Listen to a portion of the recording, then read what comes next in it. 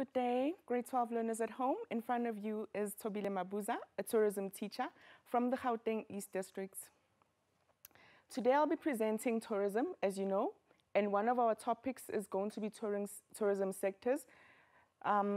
Professional image in the tourism industry is what we're going to be focusing on.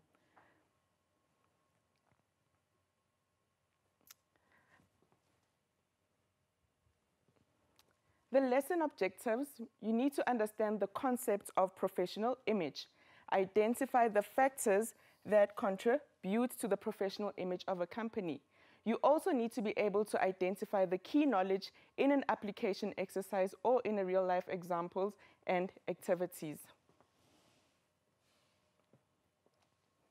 The learning activities, learner activities during and after the lesson. As tourism learners, you should be able to do the following during and after the lesson.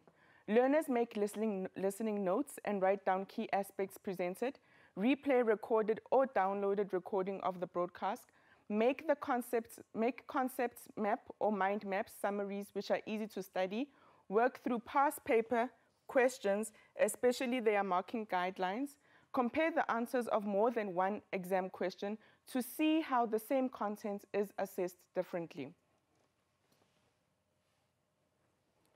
Now we get into the main business of the day, which is the professional image of the tourism industry, or the professional image of the tourism business. The physical impression that must be set by the business or company to the customers. So in other words, we are focusing on the professional image of the business, meaning that how does a company portray or project a physical impression that must be set by the business or company to the customers. We have 12 factors of a company's professional image. We've got the name of the company, which is our first one. Remember that what is the business trying to project? They're trying to project what we call a professional image. So the name says it all. So the name of the company must be short, easy to remember, positive, cost-effective, and indicate what to expect, like Eve's Boutique Hotel, Lolo's Guest House, Honeypot Bed and Breakfast. So the name needs to communicate everything. It should be short and easy to remember. So when you mention a business's name or a company's name, it should be easy for the person who's listening to recall and say, oh, I know that particular business. And then a company name that reflects the product offered by a business enhances a company's image and is easily remembered by the public. The company name assists in achieving a professional image as a company, as a business. So it is important that when you set the name of the company, you ensure that it is a short name, a good name, a name that is easy to remember, because that particular name reflects on the professionalism of the business. Then we move on to the next factor. The second factor, remember I said there's 12 factors of a company's professional image. So you must know that the first factor is the name of the company, and then the second factor is the trademark or logo. The company's logo should remind the customer of the product or service. It needs to identify by being distinctive. It needs to be colorful, creative, and it is important because the logo backs up the corporate culture you've established. What you want to convey about your company should match your image to your target audience. It should have a sophisticated look. Normally, a very simple picture is used in all communications, business cards, and other promotional materials. So the trademark or logo, so with every name that you give your company, there should be a logo attached to the name to make it more visual, that even when people hear the name of your company or your business, they're also able to visualize a certain logo that is accompanied by that name of the business. And then you've got examples of logos or trademarks here in this particular slide. As you can see, we've got the Nike logo. When you see the Nike logo, you're able to identify that this is a Nike product. We've got South African Airways. We've got the Birchwood logo, which is a bee with the little leaves there. We've got the McDonald's logo. We've got the Adidas logo. We've got the South African tourism logo, and we've also got the KFC logo, the Wimpy and the Tsogo sign, and the South African national parks. So these are examples of logos that we are having usually in our everyday lives. And when you see this logo, you automatically know which business or which company is being referred to. And then our third factor is the slogan.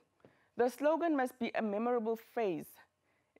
It is used in promotion of the company, it communicates your aim, it's differentiating you from your competitors. Example, we know the most popular one, Nike, just do it. Or the Gautrain slogan for people on the move. Then we have the McDonald's slogan, which says, I'm loving it. Some of you might not be saying it like that. Maybe you might be singing it along and say, I'm loving it, instead of just saying, I'm loving it. The slogan used enhances a company's professional image in the public's eyes. So the slogan that you use, the tagline that you use, that accompanies the name of your business, the slogan, the logo of your business, the slogan that comes attached with it also enhances your professional image in the public eyes, especially for your business. And then we've got examples of slogans. As I mentioned within the text, we have I'm loving it, we've got Gautrain for people on the move. This is the slogan. Remember, we've got a logo and we've got a slogan. So if I'm referring to the Gautrain logo, I'm referring to this particular image. But then if I'm referring to the slogan, I'm referring to the line, the words, for people on the move. If I'm referring to the McDonald's slogan, I'm referring to I'm loving it. If I'm referring to the logo, I'm referring to this yellow M. So it is important to be able to understand the difference between a logo and a slogan. Then over here, we've also got the engine. With us, your number one is their slogan. And then with Nike, we have just do it. And then with the Rovos rail train, we've got the most luxurious train in the world. So those are all examples of slogans. And with these slogans, you will see that there's also a logo attached to that particular slogan. And then the fourth factor would be websites and social media. The company's website is the first point of reference when members of the public or potential customers, consumers need information about a business. They will search for it on the company's website or social media page. If you can think of it, if you hear of a product or something, or you're watching television and there's something that you like, immediately you go on your phone, you check if they've got a Facebook page, you check on Google, you try finding certain information. So the first point of reference is always a website or social media. So if you are having a tourism business, you need to ensure that you do not just rely on word of mouth. You don't just rely on pamphlets and brochures, but you also have to build a website and a social media page to be able to reach out to a large number of people at home. So with all consumers, most of them, their first point of reference is a website or your social media page. Social media pages need to be accessible. The company website should be user-friendly and quick to download. So if you've got a social media page, it needs to be what? Accessible. If you have a company website, it needs to be user-friendly. Because you find that some companies have websites, but their websites are not as user-friendly as they should be. And the website should also have information that is quick to download. And also the download sizes are important. And also on your website or your social media page, there should be contact information, because as much as I'm saying that the website and the social media is the first point of reference, the potential customer or the customer at home would now want to interact with the business, maybe over the phone or over email. They want a one-on-one with you. So you should also provide your contact information and make it easily available. Social media pages should be available for access. And this, when we talk about this, I'm referring to websites and social media, they assist the company in projecting or displaying a professional image. And then you've got examples of websites and social medias. You'll see that we just have a few screenshots of when we talk about a website or social media. You'll see here we've got the South African National Parks and Parks. It's a social media page, this one. And then we've got the one Gautrain on the Move, which is also a social media page. Then we've got the Gautrain websites. Remember that there's a difference between social media and a website. So we can see here, we've also got the website. So this is a screenshot from the Gautrain website. So you can also see here, we've got the link. While all the other screenshots don't have links, but because they are from the certain social media pages. Then to make you understand better when I talk about social media, you'll see here I've got the likes of YouTube, I've got Facebook, Twitter, and Flickr. So you know that now you don't just need maybe to rely on your website, but as a starting point, you can start off by just building a good social media page for your particular business. Our fifth factor, remember there's 12 factors, so we're already on the fifth factor. Our fifth factor is the stationery. Stationery is a company's visual presentation of their level of professionalism. When we talk about stationery, we're talking about the letterheads, the notepads, business cards, and the type of paper that is used is very important, as that also projects a professional image of the business. The letter settings, how the letter is laid out, and the fonts used and all those things. And also the contact information is crucial on stationery. This helps project a professional image for your business. Stationery can be in the form of pens, pencils, and rulers. If you've taken notes or you're about to take notes after this lesson, that when you visit certain businesses, they don't just have your normal pens. Sometimes they've got their branded pens that are branded in their particular business name, so that when you use that pen, even if you're not just using it at that particular business, you're also using it at home. You remember that, oh, I got this from this certain bed and breakfast. I got this from this certain hotel. I got this from this particular car rental agency. I got this particular pen from the particular airline. So then that sets a professional image, and it sets memories also in your mind about that particular business. So stationery that is used, guys, is also important for you as a business to project a professional image. And just to clarify, when I talk about the professional image of a tourism business, you need to remember that when we talk about tourism businesses, we've got a variety of tourism businesses. We've got airlines, we've got accommodations, we've got attractions, we've got so many things. We've got food and beverage establishments that all fall under the tourism industry and could be considered as tourism businesses. So don't just centralize yourself in saying when they talk about a tourism business, they're referring to a hotel. No, they're referring to all types of business that would fall under the tourism industry. So it's very important that when we talk about the professional image of a business, I'm not only referring to the hotel, I'm not only referring to a bed and breakfast, I'm not only referring to a car rental agency, I'm not only referring to maybe a bus company. I'm referring to many things. I could be referring to attractions. I could be referring to a travel agency. How do those particular businesses portray a professional image? And because in tourism, we also try to promote that you should be able to be entrepreneurs one day and start your own tourism businesses. Now you know that what do I need to do if I want to start a business and want to display a professional image? So these 12 factors will serve as a guideline so that also you're able to apply this in future when you start your own tourism business, because after all, you are tourism learners. And then here are examples of our stationery. We've got the business cards, and then we've also got a letter here, and we've got some pens there. Those pens would maybe be branded in a particular company's name. Then you know that, oh, that pen belongs to this particular business, and so on. Then you've got a ruler here by Protea Hotels. Then you know that when you're using this ruler, you got it from Protea Hotels. So the stationery that is used is very, very important. And in all communication that you do, if you're writing a letter or you're invoicing someone, you know that the letterhead that you use needs to be of a professional image that displays or communicates your particular business. And then we've got marketing material. That's our sixth factor. Remember, we have 12 factors. Now we're on our sixth factor.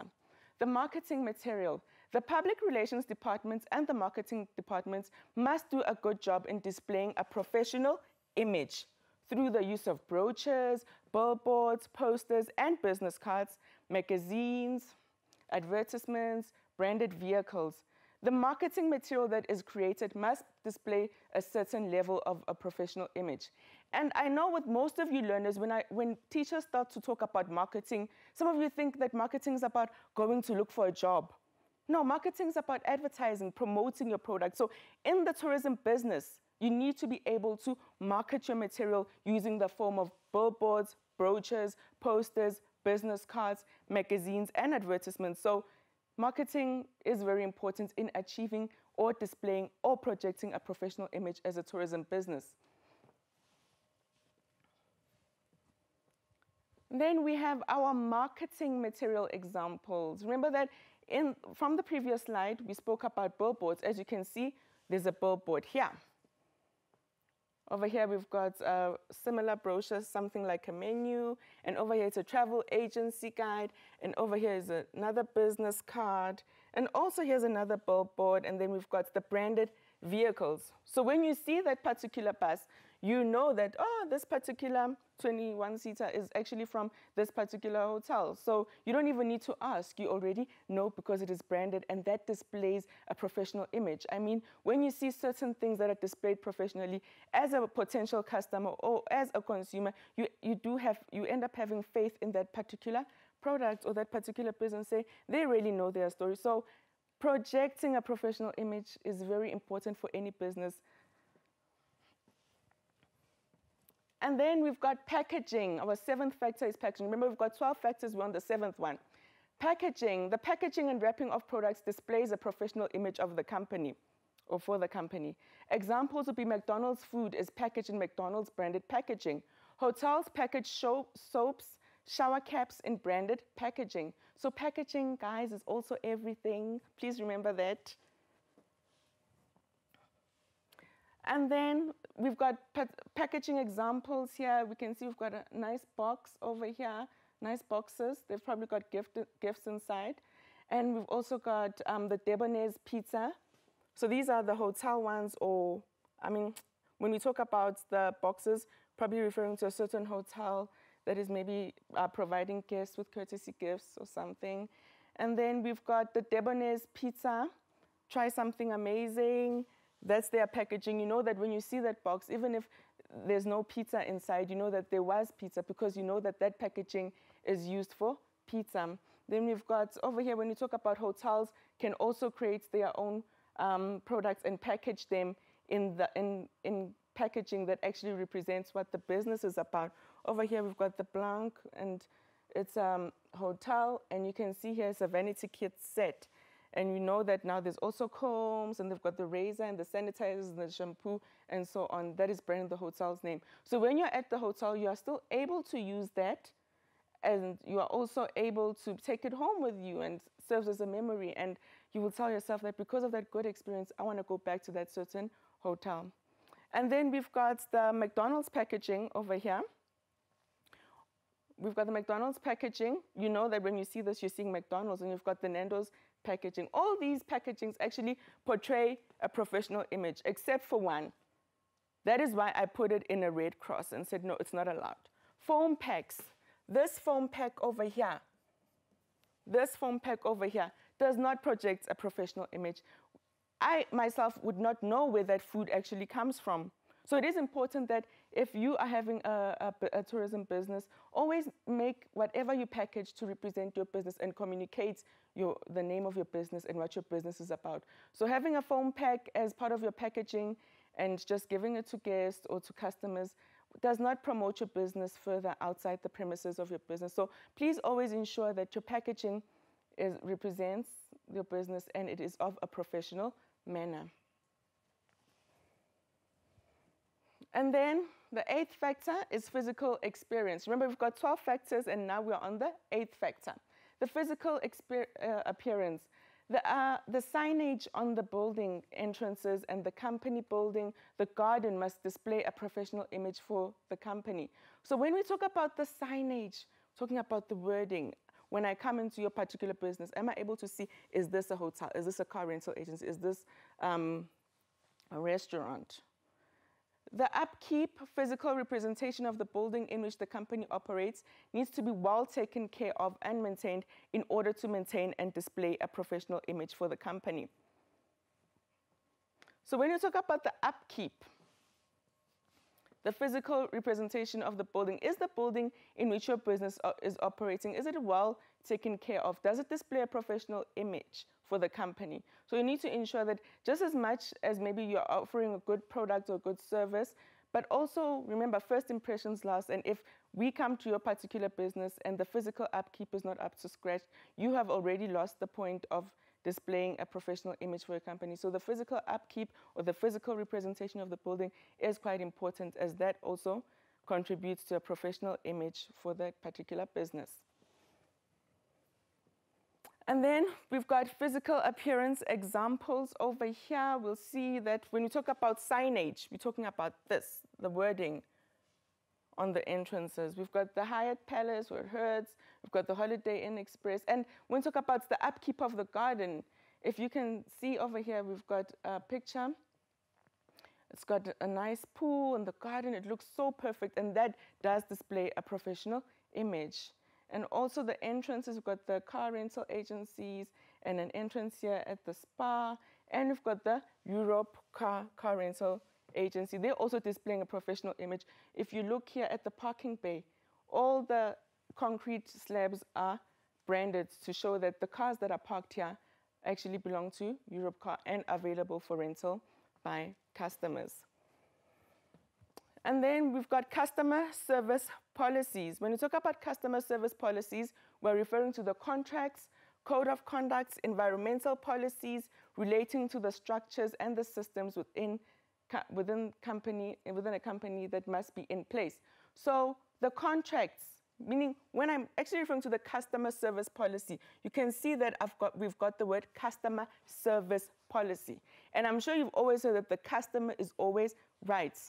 So we need to have policies in place for the customer so that we know how to treat customers, so that we know how to respond maybe when there are misunderstandings. The contracts, the codes of conduct, the environmental policies, the customer service policies, all of those are important because they all relate to customer service policies, meaning that the contracts, if you get a job and you receive a contract, you should know what is expected of you. And that should be in line with what customers would expect for you to deliver. We've got codes of conduct, which guide you as a worker on how to behave or to treat customers or how to handle certain situations. We've got environmental policies that are also important as how you treat the environments. And we've also got customer service policies. So customer service policies don't just, they do focus on the customer, but also all these other policies that actually lead to a build-up in order for us to have customer service policies are just as important. So the contracts, codes of conduct, environmental policies boil up to us having customer service policies. And then we need to remember that our customer service policies create the impression that the tourism business cares about various social, environmental, organizational issues. If implemented by all stakeholders as stipulated, it contributes to the professional image of the business. Okay. And then we've got examples of customer service policies. You'll see here we've got the rating, customer satisfaction rating, and we've also got the hotel guests. This is an example of policies, and we've also got the environmental policies on the contracts and the customer service manual. And then our 10th factor is the credential and awards. Those are very important in displaying a professional image. When we talk about credentials and awards, we're talking about those things that you have achieved as a business or as an individual. Remember that people go to school, they attain degrees, diplomas, certificates, and further from that, they attend trainings and so on. They get certificates to show that they did attend a particular training, and they also get awards when they're doing quite well. So it is very important that you ensure that you actually become proud as a tourism business, that you have certain degrees, you have diplomas, and you've got awards that have been received. And you also have membership affiliations like ASATA and the FTT and the TGCSA, which creates confidence in a company and displays a professional image. So with credentials and awards, it shows that the tourism business makes a meaningful contribution and professionals valuing their service, less of a job and more of a profession. So it is important, guys, that you display your credentials and awards. If you are affiliated to FTT, you need to display that. If you're affiliated to TGCSA, you're graded by the TGCSA, Tourism Grading Council South Africa, you need to display that because that creates companies. If someone sees your degree or your diploma hanging there in the foyer or in the background of your office, then they end up having trust and say, these people really know their story. And then we've got credentials and awards examples. You will see there we've got the Tourism Grading Council, a plaque that is displayed at one of the hotels, and it is a 4-star. And there are also the 2013 TripAdvisor winner. We've got awards here, the Gisela Awards, and we've got the Association of South African Travel Agents. And also here we've got an award that was received. It's also a Lily Zella Award. And then we've also got a Certified South African Specialist Award, and we've also got the Garden Court staff displaying one of the awards that they received. And we've also got the Sandy Lodge Parks Drakensberg Adventure Tours that they are Fair Trade in Tourism certified. So those are very important because they create trust in a particular business. So when you see that in a particular business that these people have achieved certain star grading, they've received awards and so on, and they're affiliated to associations that are within the tourism industry, you end up having a lot of trust and say, these people are really professional. You put your trust in them and you have the thing that, no, I will go back. I trust this business. So even if you're looking at their websites or their social media page and you see all these things, you end up saying, yeah, these people are really good at what they do, and I would like to do business with that particular tourism business, or I'd like to visit that particular place. And then the 11th one, our 11th factor is the employee appearance and code of conduct. Employee appearance and code of conduct. This is presented well visually and non-visually. Remember, guys, first impressions last. You are able to tell a lot from how a person looks through their body language, how the person feels inside. So also the employee appearance and conduct is very important. It is presented well visually and non-verbally. So what you see is what you get. Without me speaking as yet, you're able to say, I can see that this person is actually projecting a professional image. It is important for the staff to display a professional appearance and adhere to the code of conduct. So displaying a professional appearance, guys, is very key in the tourism industry because you are working with people. This helps the company to achieve the objective of projecting or displaying a professional image. So if our employees' appearance and their conduct, how they behave, how they treat customers is up to scratch, then we know that we are actually, as a business, doing our utmost best to project a professional image as a tourism industry, as a tourism business. And then our 12th factor is environmental policies. Customers like a business that implements environmental policies and shows concern to the natural environment. A business must have visible environmental policies that can be easily noted by customers. Examples of these policies would be policies pertaining to energy resources, water, solid waste removal, water pollution. So when we talk about those visible environmental policies, there are customers who are driven. We call them responsible tourists. There are customers who are driven to a particular business based on how that particular business takes care of the natural environment, or maybe takes care of the cultural environment or the social environment. So it is very important that as a tourism business, you do project a professional image by showing that you are concerned about the natural environment. When tourists or prospective customers come to your tourism business, have those visible environmental policies that they can see that, oh, this business does take care of the environment.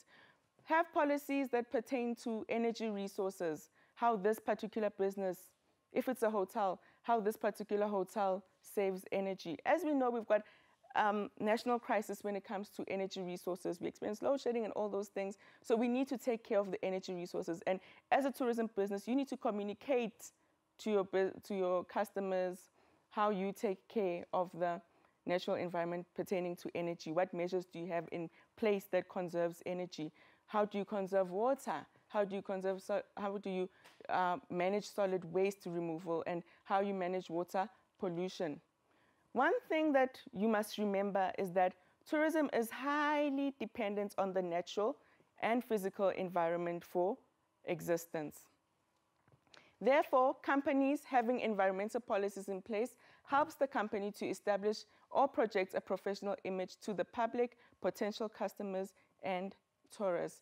So guys, environment is everything. Tourism wouldn't have existed if it wasn't for the environment. So you as a tourism business need to ensure that you do show people how you take care and care for the natural environment. Because remember, without the natural environment, there wouldn't be tourism. Without the environments, there wouldn't be humankind. So we are all dependent on the natural environment for survival. And also, our tourism business are dependent on the natural environment for survival. So you need to have good environmental policies in place. Okay, then we move on to the professional image of the tourism staff. Remember, at first, so I've come to the end of the 12 factors, and the 12 factors are about the professional image of the tourism business. But now we are moving on to the professional image of the staff. So if you recall, the first presentation was about professional image of the tourism business, meaning what must the business do to project a professional image, the business itself. So now we are going back, and now we're moving forward actually and saying, now we are looking at the professional image of the tourism staff, meaning the staff itself, the people who are working in the business. How do they display a professional image? Remember, now we've moved away from the professional image of the business itself, the building and all the operations in the business, not talking about the people, particular, the staff in the business. So we've moved away from the professional image of a tourism business, the business. Now we are moving on to the professional image of the staff, meaning the people within the business. How do they display a professional image? And if you can see with my body language, when I'm referring to people, I'm saying how the people, the staff, the people, do they display a professional image as the tourism staff in a particular business. So over here, we're actually saying what the staff must do to promote a professional image as employees. So we're talking about the staff, meaning the people. What must the people do to project a professional image? So we're no longer talking about the business.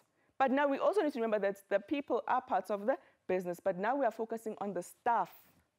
So we're moving away from the business part, but now focusing on the staff. How does the staff project a professional image as employees? And remember, employees are people who are working for a particular business.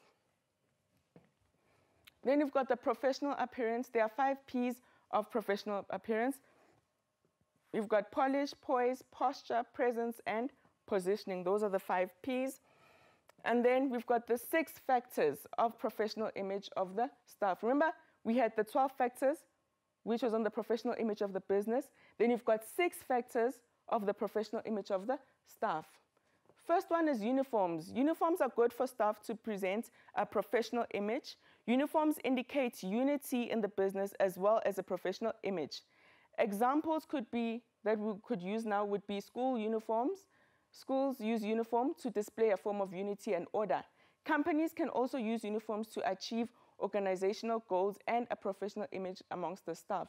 So we know that when we are all in uniform, we all look unified, we all look professional. So as a tourism business, if you want to avoid many problems and so on, when it comes to the professional image of your staff, you can say, no, I want my staff to wear uniforms. Then you know that when they come to work, they wear uniform and they all look the same. So that is very important. And then the example that we used here was school uniforms because they display a certain form of unity. But then remember, we're talking about the tourism industry. So there are tourism businesses that do wear uniform. Like over here, we've got the hospitality industry, the chefs, and so on. And we've got the airline workers, and over here we've got employees from Sand Park. So you can see that uniform just creates a sense of unity, creates a sense of professionalism. So if your staff is in uniform, that is very good, because then your staff is projecting a professional image. And then if you're not having uniform, the second factor out of the 6 factors would be the dress code. If you're not having uniform, you can ensure that your workers adhere to a certain dress code. If a business has no uniform but allows workers to dress in their own clothes, the staff must still dress appropriately and professionally. So you'll see that there are some tourism businesses that the staff doesn't wear uniform, but you see that they have a certain dress code, they wear their own clothes, but they still adhere to the dress code rules that they still need to be professionally dressed and appropriately dressed. A proper dress code assists the staff and employees of a company to achieve a professional image that will be seen by the public, potential customers, or tourists. So a dress code also must be in such a way that it projects or portrays a professional image within your staff, so that when the public sees your staff walking, maybe commuting from work back to home, that they are dressed in a professional manner. And then you've got the dress code examples, how to dress maybe when you're in the office. As you can see these pictures, the people here, they do look like they're dressed for the work environment, which is very important. So if you're not wearing uniform as a business, then you decide on a certain dress code. And then personal hygiene, guys, is important. That is our third factor out of the 6 factors. The staff, the employees, the workers in a company must bath or shower regularly, shave to keep their face clean from facial hair, and they should brush their teeth. As you can see, hygiene, guys, is everything. If you're going to be working with people, you need to look clean. You need to have a clean face, good hair. You need to have good hairstyles and so on. You just need to be neat and well-groomed and practice personal hygiene, which would mean bathing, taking a shower every day, cutting your nails, sanitizing your hands. You need to do a lot of sanitizing these days, as you know, because of the COVID-19. And then also take care of your nails and shave your face, and also brush your teeth, because you're going to be talking a lot to people. So personal hygiene, very important. And then we've got the fourth factor out of the 6 factors, grooming, which is also called titivating. It is important as it also adds in the staff displaying a professional image. So how you titivate yourself still needs to be within professional standards. To wear no jewelry at all is better than wearing too much jewelry. So when you are working in the professional tourism industry one day, you need to know that I should not wear too many earrings, I should not wear too much jewelry, because then that can end up displaying an unprofessional image, and you don't want that. We don't want that. All jewelry should be in good taste with limited visible body piercings. So all jewelry needs to be in good taste, and you must have limited visible body piercings. So careful what you do to those bodies, to those faces, because then it could come to your disadvantage when you want to maybe enter a certain industry or the tourism industry, and you've got a face full of piercings. So you need to ensure that you refrain from that, because within the tourism industry, it doesn't project a professional image. Jewelry should never be too noisy, too many bangles or bracelets, too large or too noisy. They end up just looking cheap. So if you're wearing earrings, keep earrings small, simple, and above the earlobe. Keep the large, flashy hoops and dangling earrings for the evening and casual wear. Not too much makeup is also very important, as no makeup at all can just be as bad as too much makeup. So if you put too much makeup on your face, you end up being a distraction to whoever you are dealing with as an employee, and you're dealing with a certain guest or a customer. It ends up being distracting and ends up not displaying a professional image. And then the jewelry guideline, guys, the 5 points rule, but less is always better. 1 ring or set of wedding ring and an engagement ring, 1 bracelet, 1 pendant or string of rings, 1 wristwatch, 1 pair of earrings. And then makeup guidelines. Too much makeup is unprofessional. Can see, and then professional look there on the right-hand side. And then hair, the hair should be washed often enough to keep it clean. Hairstyles should be stylish yet neat. Avoid shocking hair colors, and hair should preferably be off the face. Limit bad habits of pushing or pulling hair in public. Do not comb or arrange hair in public spaces, especially in an office environment, as that might be offensive to other people. And then hair guidelines. This is very unprofessional. These colors, we know that most of these colors are the festive season colors. Please refrain when you're at work. And then we've also got the professional look. The professional look over here on your right-hand side. The one with the green tick is the correct one on how you should look when you're at the workplace. Remember, you're the staff. You must project a professional image. And then perfume. Avoid wearing heavy perfume and heavily scented products in all business settings. Certain perfumes can trigger allergies such as asthma, and they can overpower the room and are often offensive more than pleasing to others. Remember that some employees are allergic to the chemicals in perfumes and lotions, so wear them sparingly. And yeah, and guys, you should be like in position to understand certain visuals as tourism learners, because might find that in your assessments you might get comics and so on similar to this one. Then you need to maybe state what is actually happening. The fifth factor is communication skills. Customer service starts with having a pleasant phone voice, and in person you need to have a good manner, personality or character, and also a good attitude. The importance of good communication skills for people working in the tourism industry cannot be stressed enough. So you need to have good communication skills when you're working in the tourism industry. A positive body language speaks politely with confidence and knowledgeable to customers. It creates a sense of confidence. It displays professionalism. To improve customer service and communication skills of employees, management should ensure consistent training opportunities. Guys, body language is everything. You need to have a positive body language. Some of us do not have positive body language. You find that if you're at school, you're sitting like this on the desk. You can imagine now if you're an employee at a particular hotel and the guests come and they find you sitting like this. That doesn't portray or project a professional image. But then if you're like this and with a smile, you're very welcoming and pleasing. So body language is very important.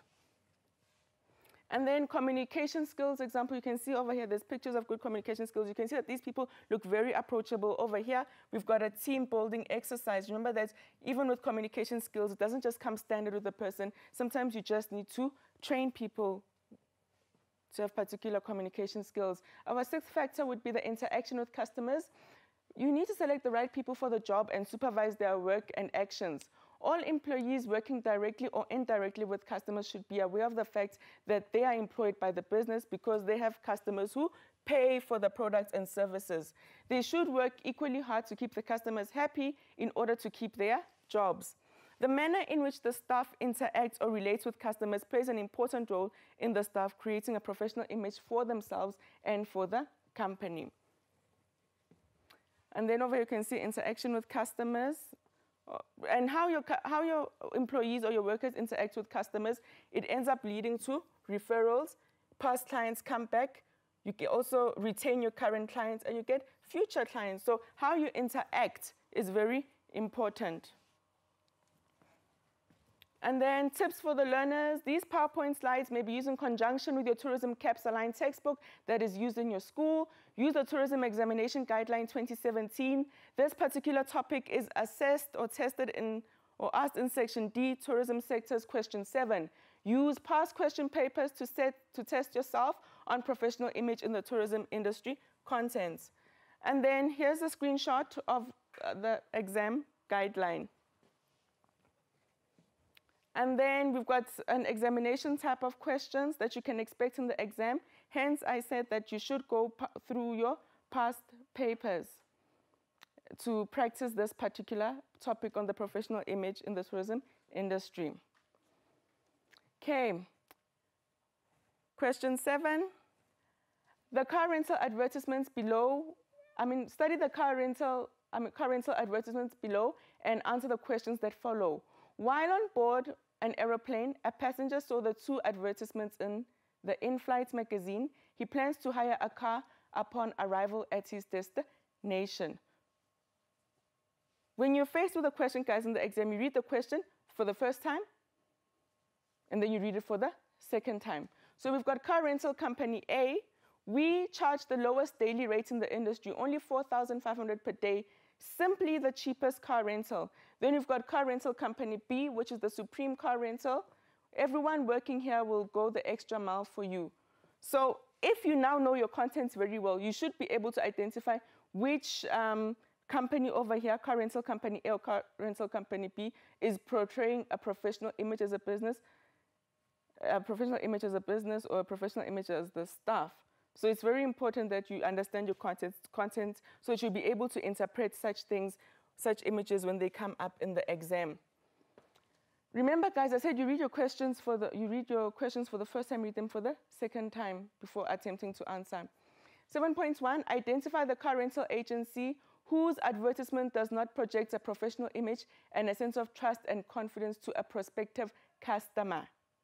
And also, what you guys need to do when you read a question, check the mark allocation, as that will guide you in the length of your answer that you're supposed to give. 7.2, discuss 3 elements from the advertisement to support your answer to question 7.1. 3 elements. 7.3, some companies do not consider a professional image as important and concentrate only on profits. Discuss 7.3.1. Discuss 2 negative consequences of such an attitude, and that would be for 4 marks. Although you're going to be giving 2 negative consequences, but the answer, when the markers mark, is going to be for 4 marks. So you need to ensure that you give 2 negative consequences in order to be awarded 4 marks. 7.3.2, referring to picture B, suggest 2 ways how the staff of Supreme Car Rental can contribute to the professional image of the company. 2 ways. Now, if you've really studied, you'll know that these 2 ways, they're actually referring to the 2 ways how the staff, they're referring to the professional image of the, oh, I can't erase. They're referring to the professional image of the staff. I messed that up. Okay. Then, refer to picture B, suggest 2 ways how the staff of Supreme Car Rental can contribute to the professional image of the company. And then there's the marking guideline there. The marking guideline, guys, some of you are going to come up with answers that are not exactly the same, but the markers know exactly how to link them. So, but you need to ensure that your answers are within the marking guideline. So, 7.1, the car rental company that was projecting a unprofessional image was car rental company A. So I'm not going to go through the entire marking guideline. What I request you to do at home, answer the questions from the previous slide, look at the past question papers, then you look at the marking guideline, because I also need to give you time to think and to digest everything that we've done today. And all I can say, all the best. It's tough times ahead of us, but we're going to make it. Please ensure that you study hard as much as you're at home, and all the best in everything you do. Thank you.